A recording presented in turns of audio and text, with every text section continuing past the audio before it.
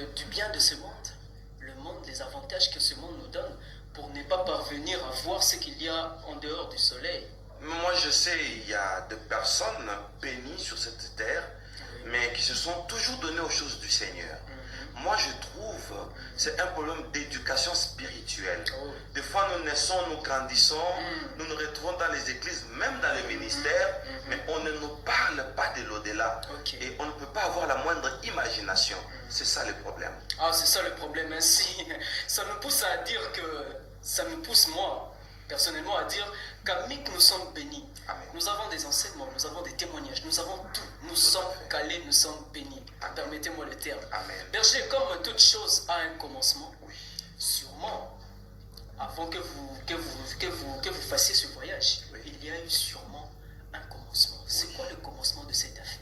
Voilà.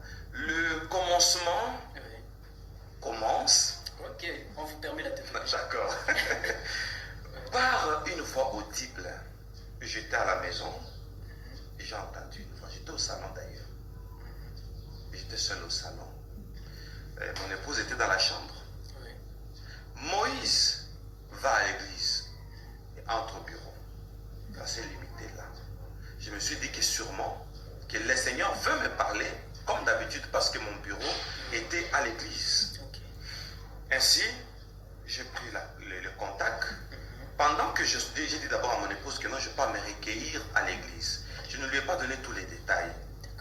Pendant que je sortais pour prendre la voiture, j'entends une deuxième voix qui me dit appelle un témoin.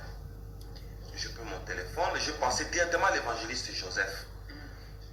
J'ai lancé l'appel, je lui ai dit tu es où? Il m'a dit je suis à l'église.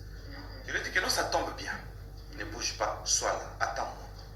Je suis arrivé, j'ai ouvert le bureau et nous sommes entrés. Et c'est par là que tout a commencé. C'est par là que tout a commencé. Oui. Berger, j'ai un sentiment, moi, une question encore à poser. Berger, vous aviez entendu Dieu vous parler. Oui. Ma question est, vous étiez dans quel état avant que Dieu ne vous parle? Étiez-vous jeune? Étiez-vous en retraite? Étiez-vous en prière? Donc on ne sait pas. Vous étiez dans quel état? La majorité me pose cette question. Oui. Sur mon état, j'étais dans un état normal. Je n'étais pas jeune. Je n'étais pas en retraite. Je n'avais pas un programme particulier. C'était un jour comme tous les autres. Mais c'était l'un des jours où le Seigneur devait me surprendre. Alors j'ai compris. Il y a la plupart des chrétiens qui donnent beaucoup d'attention à Dieu et quand ils sont en jeûne ou en retraite. Alors que le long de leur quotidien, ils peuvent être distraits et quand il faut chercher la présence de Dieu, c'est seulement dans la retraite. Or, moi, je n'étais pas en retraite. Et la plupart des fois que Dieu m'a surpris, je n'étais même pas en jeûne. Ah oui. Dieu vous surprend. En tout cas, vous employez très bien le mot surprendre. Oui, parce que je m'attendais le moins. Oh oui. Ah, franchement. C'est ça même la raison de ce qu'on appelle grâce. Yes. Ce n'est pas le fruit des efforts.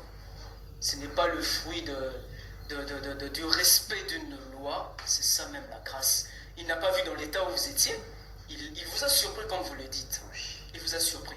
Et lorsque vous étiez en train de partir, vous êtes dit, le Seigneur lui-même n'avait pas choisi de témoin pour vous. C'est vous-même qui avez choisi. Oui, il m'a dit de choisir un témoin. Le choix du témoin vous revient à vous-même. Oui. Et non à Dieu. Et non à Dieu. Et moi, je suis en train de me demander à partir de votre question, quand Dieu me dit de choisir un témoin, et là, à l'église, j'ai regardé qui était compétent, qui pouvait mieux écouter la voix de Dieu. Un peu de maturité spirituelle. Tout à fait. Et pendant que Dieu parle, lui peut commencer à écrire, il peut expliquer avec moi, et le choix est tombé sur l'évangéliste Joseph. C'est pourquoi nos fidèles doivent aussi avoir une bonne conduite, même vis-à-vis de nous, parce qu'ils vont faire partie de notre choix. On a dit à Moïse, choisis des hommes capables. C'est lui qui devait choisir. Et non Dieu. Ce qui veut dire que nos fidèles doivent atteindre un niveau de maturité où on peut très facilement les confier certaines tâches. Tout à fait. Et quand nous les humains, nous vous confions une tâche, parce que c'est hors sujet, nous vous confions une tâche, dès que vous l'exercez, vous devenez ouvrier, Dieu devient votre patron et il devient redevable dois vous payer. Mais c'est moi qui vous ai engagé. Vous voyez, ce triangle-là. Quelqu'un d'autre engage. Quelqu'un d'autre paye. Qui rémunère. Merci beaucoup. C'est pourquoi quand nous vous donnons des responsabilités, sachez, c'est sacré. Parce que Dieu entre dans l'affaire. Amen. C'est l'œuvre de trouver. Amen. Amen. Gloire à Dieu. Alors, berger, vous appelez l'évangéliste Joseph. En tout cas, moi, mon sentiment à moi est qu'un jour, qu'on soit avec l'évangéliste Joseph. Oui. J'aimerais lui poser la question. Oui. Qu'est-ce qui a fait qu'en cet instant-là, qu'il soit à l'église? Bon, quoi que ce n'est pas à vous de répondre. C'est vraiment curieux, hein? Mais oui, c'est vraiment curieux. Moi, en tout cas, là, je me pose beaucoup de questions. Je me pose beaucoup de questions. Il était déjà à l'église, faisant quoi? Bon, on aura à lui en parler. Berger Moïse, vous êtes arrivé alors à l'église. Vous êtes arrivé à l'église, l'évangéliste Joseph est là. Qu'est-ce qui s'est passé après? Merci. Qu'est-ce qui s'est passé après? Là, à l'église, nous avons entendu la même voix. Vous deux. Nous deux. Vous étiez dans la scène de l'église ou déjà dans le bureau?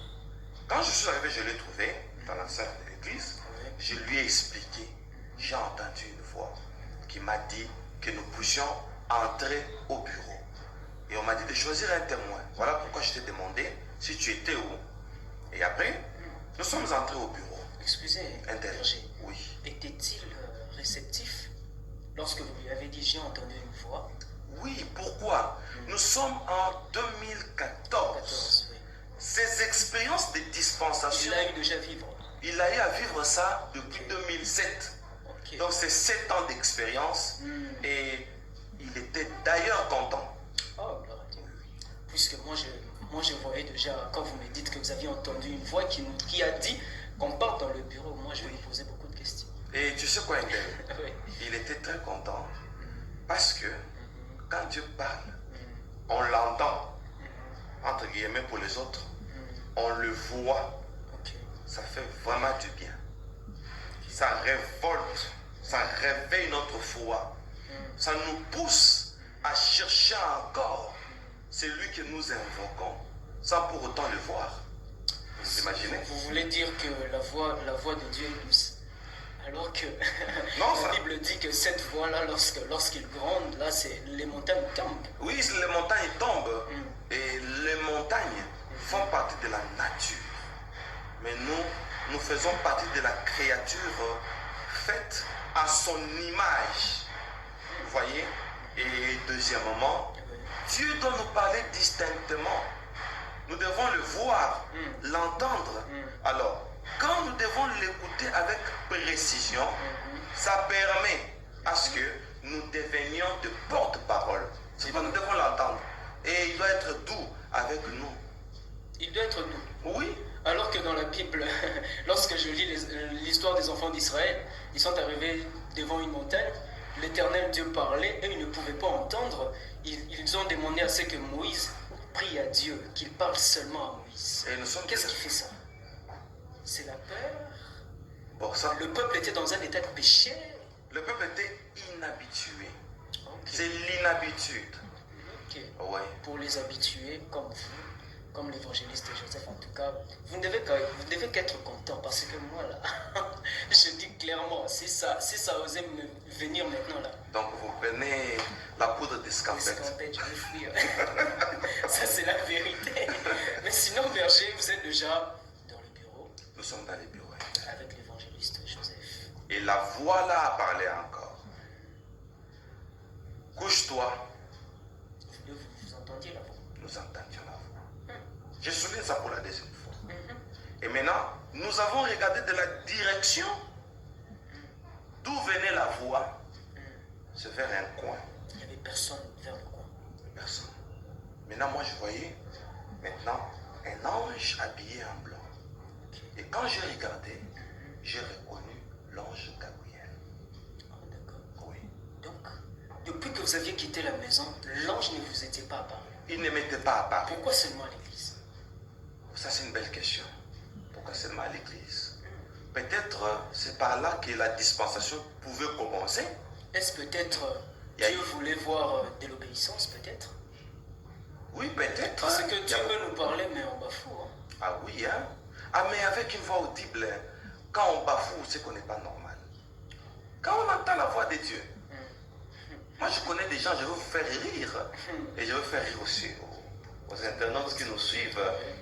Il y a quelqu'un, Dieu lui a dit, déshabille-toi, marche pendant 3 ans nu. Ézéchiel.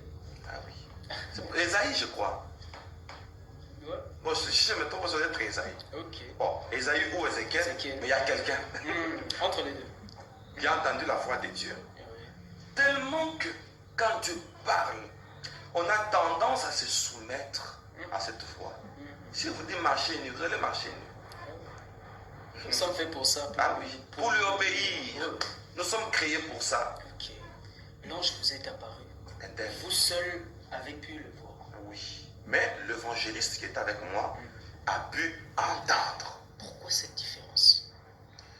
Bon, moi je peux répondre de 2 manières. Peut-être, vous savez, nous sommes des leaders. À un moment, ça fait aussi du bien. Vous avez un appel. Nous pouvons tous avoir des appels. Mais un leader, c'est Qu'est-ce qui différencie? Oui, on doit avoir trop confiance au leader. Et un bon leader doit avoir certaines qualités que d'autres fidèles n'ont pas. Et je vais vous illustrer. Ça, c'est Dieu lui-même qui a établi ça comme ça. Je vais vous illustrer ça. Dans le corps humain, ok, on dit le corps a plusieurs membres, mais chaque membre a son rôle. Et il en est de même avec l'Église, n'est-ce pas? Nous sommes dans le corps du Christ. Ça, c'est le bras, l'autre, c'est la jambe, l'autre, c'est l'oreille, etc. Mais vous allez vous rendre compte, quand on prend les parties du corps, un leader, vous pouvez lui donner quelle partie du corps? Un leader. Oui. Moi, je vais lui dire la tête. Très bien. Ouais. C'est ça les leaders. Ok. Ok, maintenant, tous les... Ça va vous faire du bien. Oui. Nous avons 5 organes de sens. Oui. La vue, l'odorat, le goût, l'ouïe et le toucher. Oui. Le corps entier n'a que le toucher. C'est tout. Mais la tête a la vue, a l'odorat, a le goût, a l'ouïe. Amen. Wow. Et a aussi le toucher que tous les autres ont. C'est ça le leader. C'est ça les leaders. Il doit arriver là où les fidèles n'arrivent pas. Il a ce que vous avez, le toucher. Oui. Mais il a 4 autres choses que vous n'avez pas. Pour qu'il soit un bon leader. Gloire à Dieu. C'est pourquoi un bon leader doit être un grand visionnaire. Là, il y aura du respect. Gloire à Dieu, berger. C'est cette différence que nous voulions un peu entendre. Voilà. Pourquoi est-ce que vous ne voyez que et lui, Oui, il le faisait compte? Oui, sûrement, peut-être c'est la logique. C'est la logique des choses, oui. Indel. Je regarde, je vois l'ange. Il me dit, couche-toi. Et je me suis allongé. Et quand je me suis allongé, et il donne l'ordre qu'on me fasse un coussin. Imaginez-vous, nous sommes au bureau. Parce que nous allons trouver un coussin en forme d'oreiller. Par intuition, l'évangéliste Joseph a regardé au bureau, il n'y avait que des rideaux. Et il a tiré ça. Et il a fait un tas de rideaux. Et ça donnait la forme d'un coussin. Et il l'a placé sous ma tête.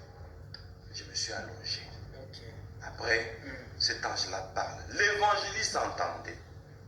Et lui dit, maintenant, toi, témoin, fais une prière pour que nous puissions nous servir de l'instrument. Parce que il va mourir. Je l'ai entendu. Et là, vous étiez couché. J'étais couché. Et pourquoi, excusez-moi, berger, pourquoi est-ce qu'on pouvait faire un oreiller pour vous? Non, peut-être pour que je sois confortable. Confortable. Peut-être. Peut-être. Oui. Ah oui, je ne m'attendais pas à ce que vous ayez la réponse à ça. Ah, d'accord. Je ne m'attendais pas. J'attendais à ce que l'ange vous parle encore. Non. Pourquoi est-ce qu'il vous fallait un oreiller? Dieu, quand il nous parle, il aime nous parler dans des conditions confortables parce que les choses sérieuses se parlent sérieusement. Sérieusement. Oui. Alors, l'évangéliste Joseph vous a fait un oreiller pour que vous posiez la tête, comme vous l'aviez dit, c'est pour que vous soyez dans un état un peu confortable, parce que les choses sérieuses demandent un peu un certain confort. Oui. Alors, pourquoi est-ce que l'ange peut-il obliger à l'évangéliste Joseph de faire une prière afin qu'on se serve de l'instrument que vous étiez? Bon, d'abord, à la lumière des Écritures, moi je pense que c'est une leçon pour ceux qui prétendent invoquer les anges, ceux qui prétendent entrer en contact avec les anges pour que les anges leur amènent peut-être à une dimension. En tout cas, moi je pense que c'est une grave erreur. Pourquoi? Imaginez-vous, l'ange pour me faire sortir, me transporter et m'amener à l'au-delà. Il faut que l'évangéliste prie. Et quand on prie, on s'adresse à qui? À Dieu. Voyez-vous? Donc, ma sortie dans le corps pour aller vers l'au-delà, parce que mon corps était resté. Je crois qu'on en fera mention le long de ce témoignage. Je suis sorti de mon corps. Maintenant, pour que je sorte, il faut une autorisation qui ne vient pas de l'ange. Okay. Donc, il attendait aussi une autorisation. Donc, jusque-là, vous n'étiez pas encore sorti? Je n'étais pas encore sorti parce que je l'entendais. Vous voyez? Alors, il y a des enseignements, on parle de projection astrale, tout ça. Ce sont des enseignements faux. Donc, pour que nous puissions aller quelque part, ça ne se fait pas à volonté. Même si l'ange qui veut nous y amener est là, et il faut faire une prière afin que Dieu lui-même autorise que je sorte de l'humanité, ok, que je puisse aller vivre les réalités de l'au-delà. Je pense que c'est ça la réponse. Wow. Oui. Ça ne dépend pas de l'ange. Ça ne dépend pas de l'ange. L'homme doit prier Dieu et non l'ange. Donc on peut dire... Non, moi je peux dire que l'ange a donné l'ordre que l'homme prie Dieu. Que l'homme prie Dieu. Oui. Pour que l'ange fasse son travail. Pour qu'il fasse son travail de nous amener à l'au-delà. Donc ceux-là, comme vous venez de le dire, bon, nous n'allons pas citer leur nom, ceux-là qui prient les anges, afin que les anges leur servent dans leur prière, ils sont vraiment dans le faux. Ils sont dans le faux et c'est de l'idolâtrie. Vous savez, les anges, ce sont des créatures. Quand d'abord l'ange dit prie pour que nous puissions nous servir de l'instrument. C'est que lui-même reconnaît ses limites. Très bien, Endel. Et je suis un instrument d'autrui.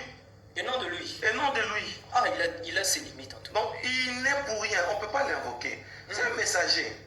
Il vient quand on l'envoie. Quand on l'envoie pas. Oui, il ne peut pas venir. Ah, gloire à Dieu. Oui, Endel. Gloire à Dieu. C'est que la prière d'une personne est efficace, berger. La prière d'une personne est efficace. Oui. Ça dépasse même le pouvoir d'un ange. Il ne peut rien faire sans la prière de l'évangéliste Joseph. Ah oui, il ne peut rien faire. En tout cas, moi, j'ai hâte de savoir cette prière, en tout cas. Je crois que lorsque je serai avec l'évangéliste Joseph, je vais entendre cette prière en live. Ce qu'il a eu à dire, s'il pourra peut-être se souvenir de ça. Non, il pourra, ça c'est une expérience inoubliable. On ne peut rien oublier. Attendez ce qu'il disait. Pouvez-vous nous flasher un peu, berger? Je vais le dévancer. Juste un peu, un avant-goût, berger. D'accord. Ok. J'étais là, allongé. L'ange Gabriel était au coin, en train de nous parler. Oui. L'évangéliste était à l'autre coin. L'ange à droite, l'évangéliste à gauche. Moi devant eux, allongé. Il commence à prier. Il dit, ô Seigneur, voici ton serviteur est disponible. Oui, la disponibilité. Ok. Si tu lui as demandé de venir ici, c'est que tu veux nous communiquer une dispensation. Il a eu à obéir. D'obéissance. Et après, il dit, Seigneur, j'ouvre la dispensation. Seigneur, non, il n'a pas dit j'ouvre, je libère la dispensation. Juste quand il a dit ça, les dernières paroles, je ne les entendais plus. Vous étiez en phase de... Vous montiez déjà. Je montais déjà, vous avez deviné un tel. Et c'était ça la mort. Et moi je voyais que je montais. Alors que mon corps restait. Et tel, j'ai compris quelque chose. Mon vrai moi, ce n'est pas mon corps. Vous aviez regardé votre corps quand vous sortiez peut-être? Non, je ne savais pas. Oh, moi je savais que... Vous étiez encore là? Non. Je croyais que vous étiez encore... Non, j'étais en train de monter avec mon corps. Alors que le corps était resté. j'ai su que mon corps était resté au retour. Wow. Après quelques secondes. Vous n'étiez pas curieux de regarder. Qu'est-ce qui me fait monter peut-être? Non, parce que c'est pas la première fois. C'est 7 ans d'expérience. On était déjà habitué. Ah, c'est depuis Vous savez 2007. que quand je monte comme ça, c'est que je m'en vais vers le Père. Alors, alléluia. Ok, Maintenant, la première fois que je suis monté, c'est lors de ma vocation. Je suis habitué à monter. Ah. Là, nous sommes en 1984. Je suis monté. En tout cas, berger, J'ai eu mon appel. moi je me dis c'est que... La deuxième fois, ne perdez pas l'idée. Oui. La deuxième fois, c'est en 2007. Et je suis entré dans une réunion, je surpris les diables. Vous connaissez les témoignages. Le monde entier connaît les témoignages. Une réunion qui a pris 4 mois. Aller-retour, va-et-vient, pendant 4 mois. J'assiste dans la réunion, on me ramène. J'assiste dans la réunion, on me ramène. Des fois, je pouvais être là quelque part en route, je regarde les gens. Je dis, est-ce que tous ces gens connaissent ce que j'expérimente chaque jour? Oh mon Dieu, mais si vous regardez, même ces gens en question sont orgueilleux. Oui, berger, ça énerve. Ils sont orgueilleux alors qu'ils ne vivent rien avec le Seigneur. Vraiment, dans le Seigneur, ça ne sert à rien d'être orgueilleux parce qu'il y a des expériences. À vivre. Moi, je ne pensais pas qu'après 2007, il y aura encore une autre expérience en 2014. Et après ça, je ne savais pas qu'il y aura encore une autre expérience parce que je suis arrivé même au 3e ciel. Je suis arrivé jusqu'au trône. Tout ça, c'était des surprises agréables de ceux qui sont habitués à chercher la face de l'Éternel, notre Dieu et notre Seigneur. Donc, on peut dire que Dieu ne cherche pas un cœur orgueilleux, il cherche un cœur disponible. Disponible. Un cœur humble. Un cœur humble. Disponible. Rien que ça. Ça ne demande même pas les années qu'on a dans le Seigneur. Juste la disponibilité. Alors, un tel, Oui, berger. j'ai commencé à monter. Pendant que je montais, et mes attentions étaient dirigées vers l'endroit où j'allais. Nous sommes montés et l'évangéliste qui restait, on lui disait, et toi témoin. Là j'entendais. Oh, vous entendiez. Oui. Je voyais comment je montais, je sautais du bureau. Bien que vous partiez, vous entendez. Oui. Par quelle faculté? Non, l'ange m'accompagnait. Et vous accompagnait. Oui. Et vous entendiez ce que l'ange disait à l'évangéliste. Juste au début de ma montée, il disait maintenant à l'évangéliste, j'amène l'instrument vers l'au-delà et nous te donnons la capacité d'entendre comme à la radio ce qu'on lui a dit, comme une émission. Tout ce que ton pasteur, ton berger, vivra là où nous l'amenons, toi, tu suivras ça sur la terre. Prends tes notes, écris tout ce que tu entendras. Et on lui a donné la capacité. Ce qu'on me demandait là-bas, lui entendait sur la terre. Et il est arrivé un d'elle. Quelle dimension, je ne sais pas. Là où je suis allé, quand on me posait des questions, les réponses que j'ai données, l'évangéliste Joseph entendait ma voix dans le bureau. Le Seigneur nous avait amenés loin. Et je suis allé vers l'au-delà. Mais avant d'arriver à l'au-delà, nous sommes arrivés quelque part. L'ange Gabriel me dit, regarde cette route. Tout mort qui meurt. Vous remettez encore la tautologie. Oui. Tout mort qui meurt arrive ici comme toi. Et je me suis dit, comment? Oui, comment suis-je mort alors que je me vois, ne sachant pas que mon corps était resté? C'est pourquoi on ne doit pas craindre de la mort. Parce que quand il faudra mourir, tu ne sauras pas. Berger, Oui. vous étiez mort, Oui. vous êtes vu avec les vêtements que vous aviez portés. Ou comment? Curieusement, je me suis vu tel que je m'étais allongé. Avec les habits, tout ça. Oui. Comment ça? Alors que j'étais resté. C'était une photocopie des habits. Je me pose la question. Bon, ce n'est pas une photocopie des habits. Je vais dire un terme peut-être qui va faire rire. C'était une représentation de moi sur la terre. Quand on va développer ce témoignage, tu comprendras. Quand je suis arrivé à l'au-delà, je saute un peu, on va reculer. On y reviendra encore. Je vis une fille, là à l'au-delà, qu'on jugeait parce que sur la terre, elle ne s'habillait pas bien. Et elle s'est retrouvée à l'au-delà avec la tenue habituelle et non la tenue de l'inhumation. Quand on l'a enterré. Quand on l'a enterré, il avait peut-être le voile, une robe. Mais quand on arrive à l'au-delà, c'est autre chose. Tu apparais tel que tu étais sur la terre. Ça nous accompagne. On en parlera un tel. Je ferme la parenthèse. Okay. Si tu as des tatouages, des piercings, tout ça. Tout ça, ça reviendra là-bas. Ça te suit. Ça te représente. Ok. Quand nous sommes inhumés, n'est-ce pas, le corps reste. Et celui qui part, il doit être représenté. Tu es représenté par ce que tu as été. Ça nous suit. Ça nous caractérise là. C'est une longue histoire, Endel, on en parlera. En tout cas, on en parlera. Nous avons le temps. Oui, Endel. C'est toute une série. Oui, Endel.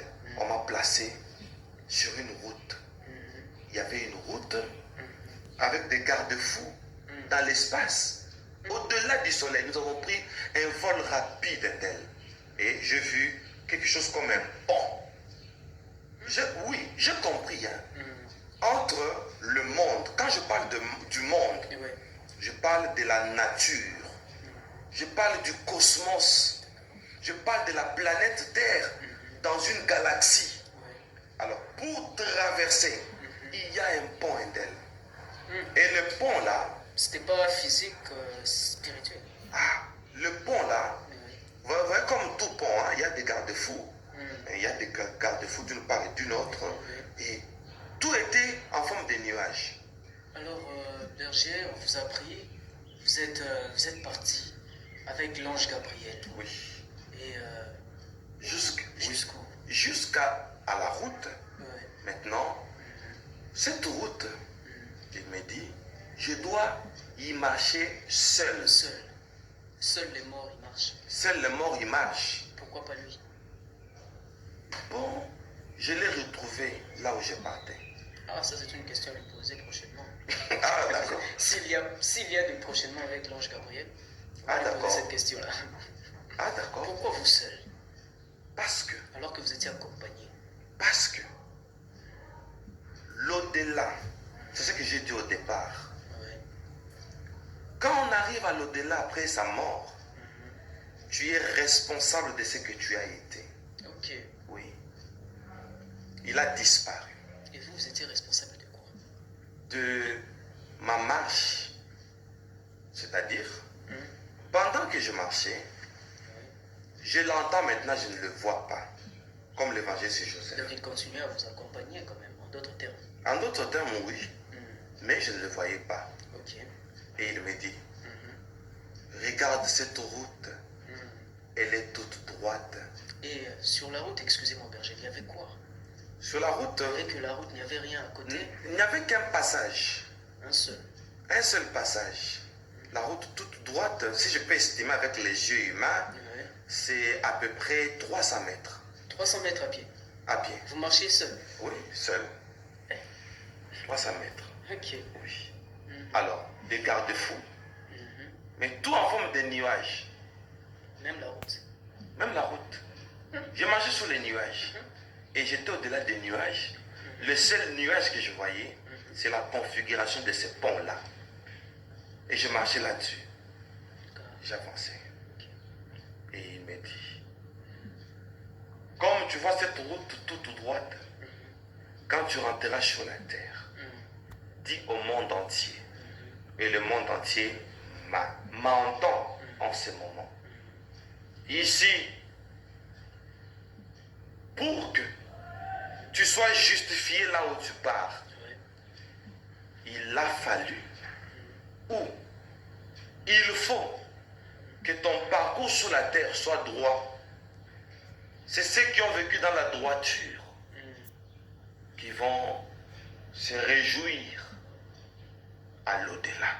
Il m'a dit ça. Berger. Oui, Endel. La voie était toute droite. Oui. Il dit que dans la vie, dans la vie humainement, Oui. il faut marcher, il faut être droit dans la vie. Oui. Mais cette route-là, c'est toute personne, tout mort. Tout mort. Et maintenant, c'est bien d'avoir soulevé ça. C'est lui qui a vécu dans la perversité, dans la fourberie, n'est-ce pas? Dans l'injustice. Dès qu'il est sur la route, d'abord la route commence à l'accuser. Regarde là où tu vas. Tu n'as pas été droit. D'où tu viens? Déjà, il est jugé en marchant déjà. Déjà, la route déjà. Le juge. Le juge. Ok. Là où tu pars, cette route est droite. Hein? Tu n'as pas été droit. Mais il avance quand même. Ok. Et une deuxième voix me parle. Moïse, regarde à gauche. Je regarde. Je ne vois rien. Pas de nuages. C'est tellement infini l'horizon. Et ça donne une couleur bleue. Le bleu pur. Le bleu azur. Je regarde de l'autre côté. Regarde à droite. Je regarde à droite. Je ne vois rien. Il dit, tel que tu ne vois rien, c'est ça le principe. Pour être heureux à l'au-delà. Faut quoi? C'est ça le principe, vous ne voyez rien. Donc d'où tu viens, rien ne doit arrêter ta marche. Il dit, tu vois ici il n'y a pas d'arrêt. C'est pourquoi de gauche à droite il n'y a rien qui doit t'attirer et t'arrêter. Et le bleu que vous aviez vu, étymologiquement, la signification du bleu c'est la vérité. C'est vrai. Hein? Oui, le bleu c'est symbole de la vérité, le bleu. Mais je ne l'ai jamais su. Oui, j'ai à faire des recherches. J'ai vu que le bleu c'est synonyme de la vérité. Mon Dieu. Et je me pose la question, dans l'au-delà vous voyez le bleu et de l'autre côté vous ne voyez rien.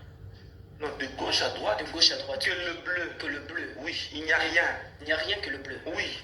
Donc on dit c'est le deuxième jugement d'ici. La vérité. Tout en tout cas la vérité, tout celui de son parcours sur la terre, à cause de quelque chose, il arrête sa marche chrétienne. S'il l'a fait, là où il va, il ne sera pas heureux. Et quand on me dit ça, je marchais et je suis arrivé au fond de ce pont et j'ai vu une bifurcation. La direction maintenant s'est scindée du côté droit et du côté gauche. Et le jugement commence. Et le jugement commence. Et comment le jugement commence? Et j'ai d'abord répondu à votre question. Comment ça a commencé? C'est ça le début. Ah, d'accord. Nous sommes heureux de ce début, Berger. Vous avez eu à répondre à nos questions et nous sommes vraiment ravis. Avec nos chers internautes, nous rappelons que nous sommes déjà à la fin. Pour aujourd'hui seulement, Berger. Oui. Pour aujourd'hui.